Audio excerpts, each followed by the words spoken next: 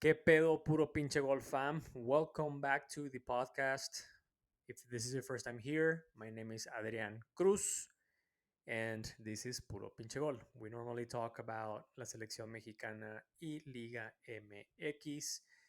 And as you will see, as you will get to learn, if you stick with us, if you give us your like and subscribe to the channel, you will see that every single time Mexico plays, we drop a reaction video to what we just saw, discuss the things that we liked, things that we didn't like, rant, celebrate, blah, blah, blah, blah, all the things related to the most recent match of La Selección Mexicana. This time around, Mexico just finished its last group stage, yeah, its last group stage match in this Gold Cup 2025.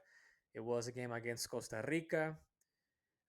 It was in the Allegiant Stadium in Las Vegas. And just a quick context here is both Costa Rica and Mexico showed up to this last game as two teams looking to win or top the group to avoid facing the USMNT on the second round or second phase of this Gold Cup.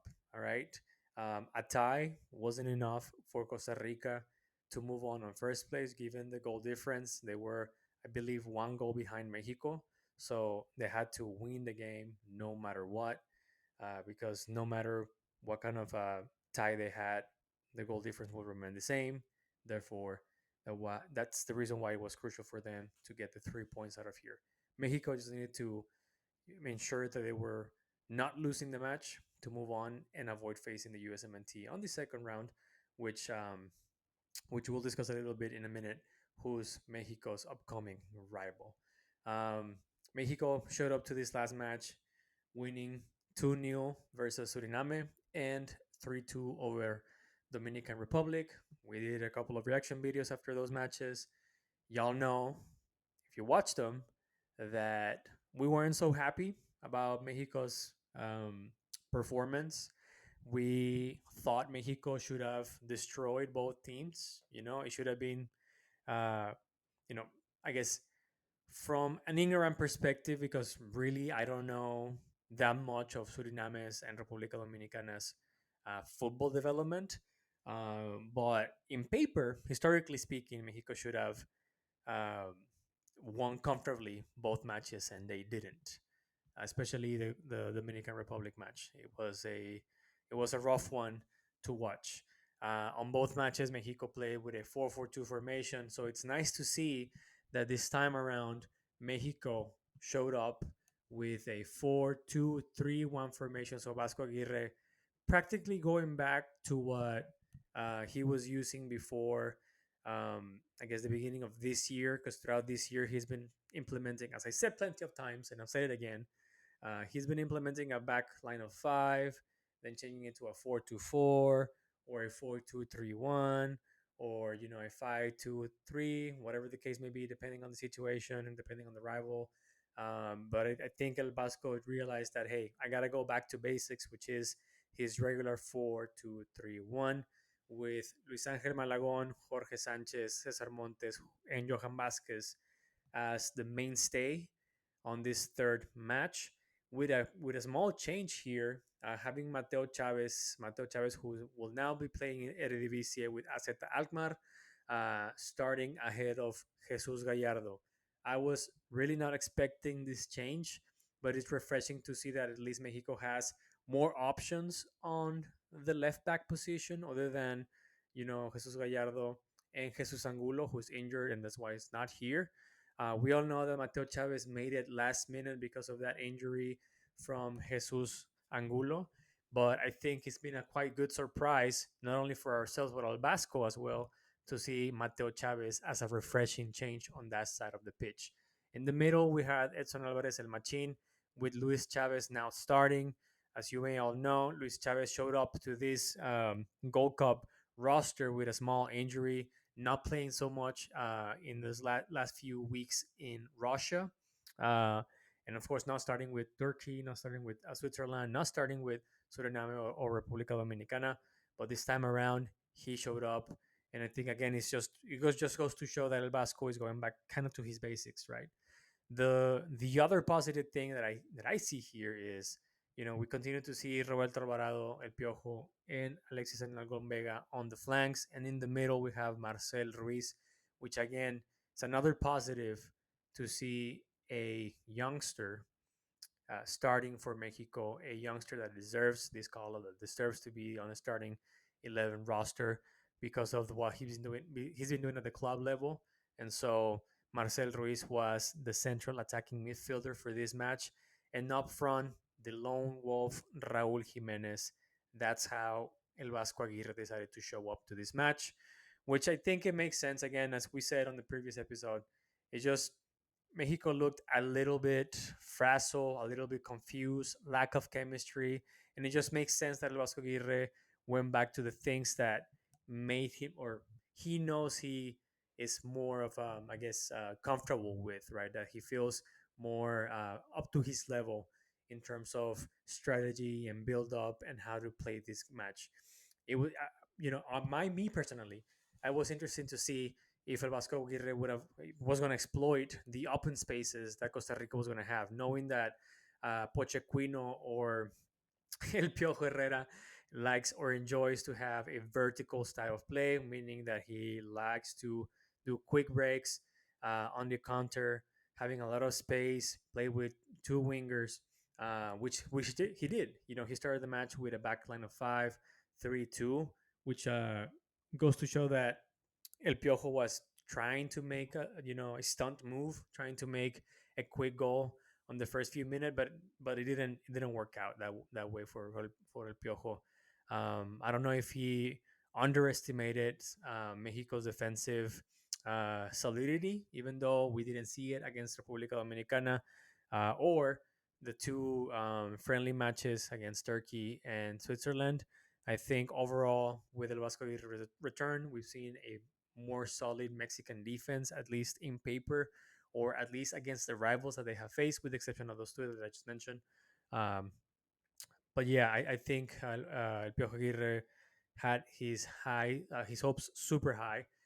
Think that he was gonna score a quick goal, in the first half, but he didn't. Listen, I think the player of the match, no doubt, has to be Keylor Navas with a couple of great blocks, especially the one where he just had a great save against Raúl Jiménez and that strong shot that he tried to score on the upper corner. So I, I know that Keylor Navas, it's old, right? 38 years of age, all for a soccer player, not all for a human being. Um, but I think there's no doubt that Keylor Navas continues to make a case for himself to be considered, perhaps arguably, the best goalkeeper in CONCACAF history, ahead of Guillermo Ochoa and the likes. So that's one of the things to see here that we saw during the match is Keylor Navas was definitely a key player for Costa Rica to avoid losing this match. Unfortunately for Mexico, and extremely more unfortunately for Santi Giménez, they got a last minute goal disallowed due to a what it seems to be an offside. Now, listen, y'all know I am not a guy that likes to talk bad about the referee's decision, and if the referee influenced the match or it had an impact overall in the score. That's not my style. I'm not gonna do it right now, but it's a little confusing, I guess, in this case. Listen, for me, whenever they first touch the ball, Santi Jimenez is technically offside, but having that rebound from a Costa Rica player makes me doubt and think that perhaps this could have been a different call from the referee.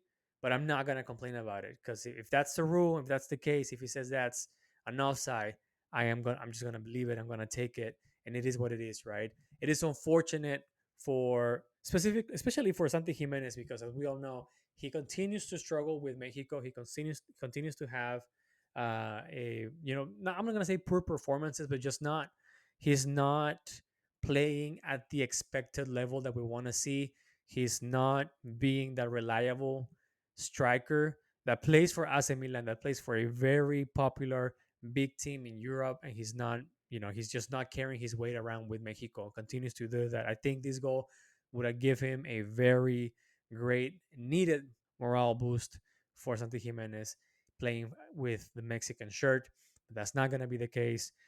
And it is what it is, right? It would have been great for Mexico to show up to the next stage with all 9 points in the bag. That's not the case. But hey, at least they top the group with this tie, this additional point to face Saudi Arabia.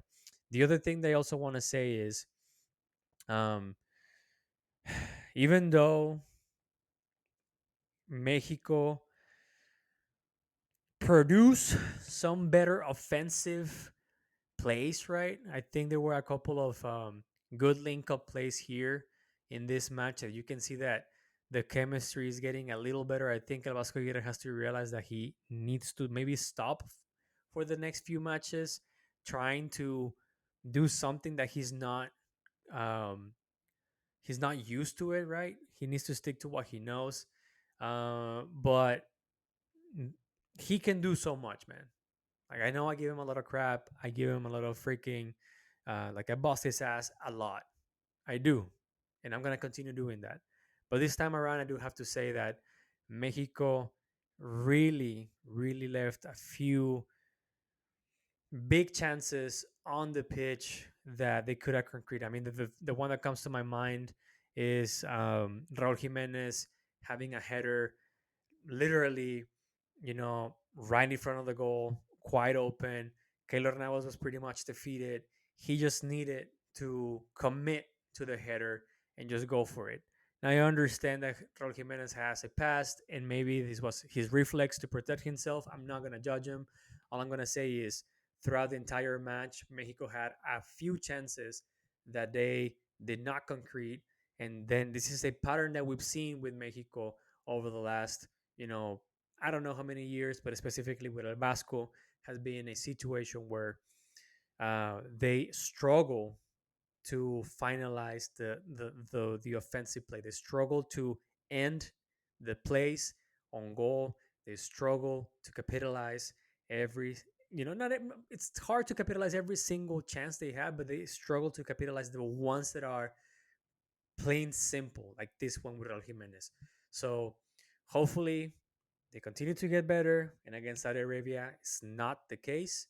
Um, but I think, you listen, all things considered, all that we've seen throughout this group stage in Gold Cup for Mexico, I think it ends on a positive note. I think overall, Mexico pretty much performed as we expected, not losing any matches, winning 2 out of the 3 against Costa Rica, which is a tougher opposition with a starting 11 that doesn't play in the domestic league. Pretty much all of them play in Europe, and most of them in the MLS. I think Mexico showed composure, sorry, and Mexico was able to pretty much. I'm gonna say I think Mexico dominated the entire match. I mean, if we look at the stats here, guys, Mexico had 13 shots, 4 on target, 70% possession, right? At way like double the passes that Costa Rica had, 575 over 247. For Costa Rica, 87% pass accuracy. Um, and 3 corners. I mean, Mexico pretty much was the big team on this match. They owned the entire match. There's no doubt about it. I don't think anyone should go to bed tonight thinking that Mexico wasn't the best team on the pitch, because they were.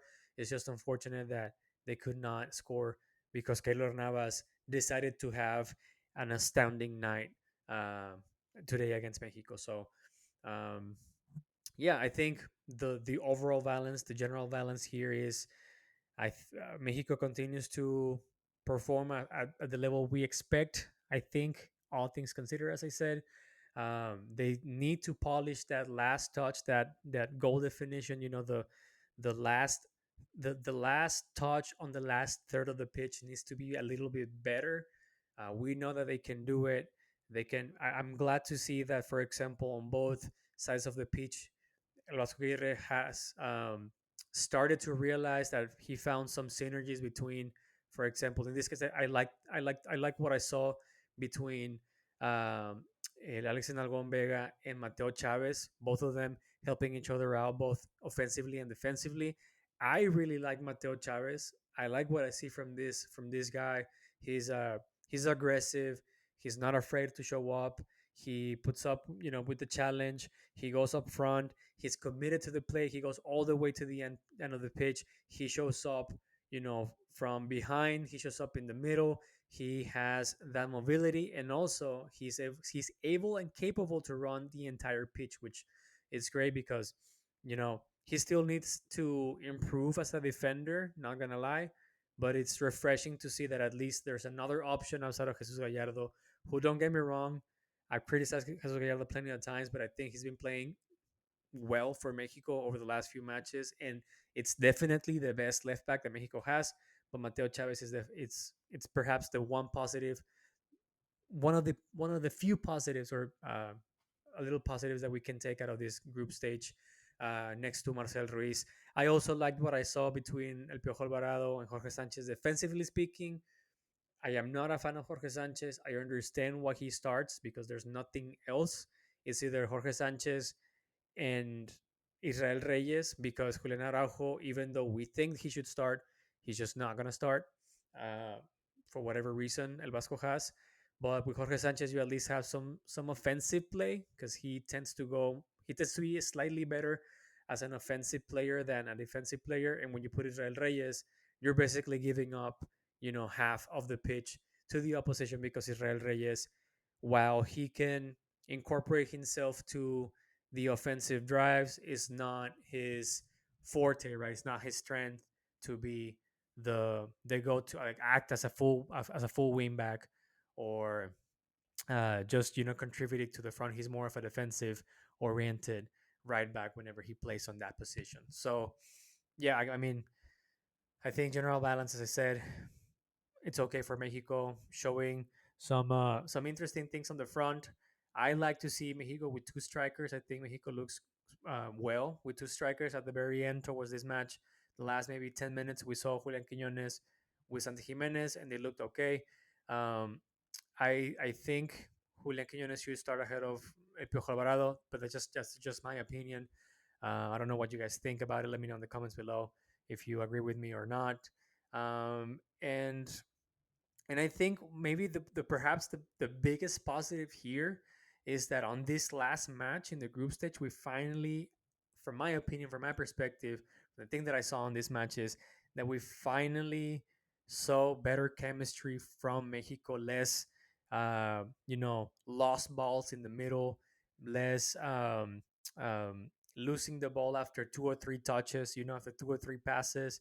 So that's at least for me an improvement from what we saw over the last two matches against a stronger opposition, an opposition that was more of a challenge than Suriname and República Dominicana. Even though República Dominicana proved itself to be a very, very interesting um, rival for Mexico on that first match. But that's it. This is what we thought of this last match for Mexico, 0-0 against Costa Rica. Mexico moves on to play against Saudi Arabia. I believe, if I'm not mistaken, it will be. Let me tell you, I should know this. Again, the producer should have this next Saturday. So in a week, not well, less than a week from now, Saturday, June 28th, Mexico will be playing against Saudi Arabia, 9:15 Central Time of the USA. Man, tell you, I don't know who freaking made the schedule, but having Mexico play at freaking 9, it's not great for me. For me, because it's too late, guys. I mean, I like doing this. I mean, don't get me wrong. I like talking about football, la selección mexicana, blah blah blah. But come on, man, it's a freaking Sunday. I gotta go work tomorrow. Anyways, I hope that at least Mexico can play slightly earlier, but I think that's not gonna be the case. At least not for this quarterfinal. Um, and semifinals. Well, maybe I don't know. I think it's just prime time, and they'll pull Mexico in the prime time because there are a lot of people who are going to see Mexico over any other team here. But anyways, this is our reaction video of this last match of Mexico in the Gold Cup group stage. Moving on to the quarterfinals against Saudi Arabia. Don't forget to subscribe, hit the like button, turn notifications. We truly appreciate that. Also follow us on Instagram, TikTok. We post memes, latest news, and short of our episodes there. Let me know in the comments below. What do you think? Do you agree with me? Do you see Mexico slightly improving over these few matches? Do you think Vasco Aguirre should stick with a 4-2-3-1 formation, something that he knows? You think he should try and accommodate to have two strikers or change depending on the rival? Let me know in the comments below. How do you feel about Marcel Ruiz? Is he actually making Mexico better? Mateo Chavez, are you surprised with him? Do you want to see Mateo Chavez playing more often than Jesus Gallardo? Because I want to. I've loved to see Mateo Chavez start ahead of Jesus Gallardo. And yeah, let me know. And lastly, Charlie Rodriguez, you suck. You suck big time. I don't know why you play for Mexico. I just cannot understand why you always get called up. It freaking pisses me off to see you coming off the bench or starting for Mexico. You should not do that. You should just go back home, dude. You don't deserve to be playing for Mexico wearing the shirt. You just suck, dude. Anyways, that's my rant. I know I said I'm not gonna give more time to Charlie Rodriguez, but just it just pissed me off today, guys. It is what it is. I'll see you in the next one. Take it easy.